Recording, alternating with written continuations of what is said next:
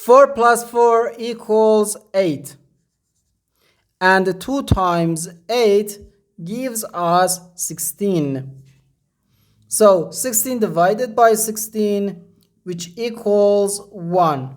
But this answer is not correct because according to the order of operations, first we have to do parentheses, then exponents, then multiplication or division, and then finally addition or subtraction. Remember that multiplication and division have equal priority and we have to work from left to right. And the same applies to addition and subtraction. In this expression, we have one division, one multiplication, and one parentheses. Inside this parentheses, we have one addition. Here we have a multiplication because in mathematics, when a number is placed next to parentheses, it means multiplication.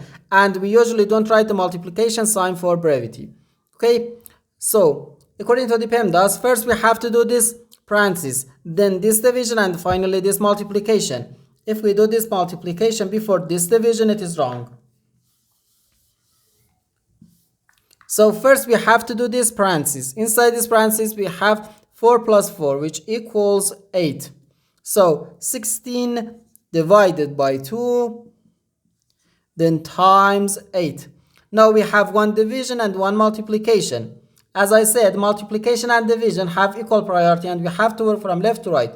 So here, first we have to do this division. 16 divided by 2 gives us 8. So 8 times 8, which equals 64. And this is our final answer to this problem. The correct answer is 64.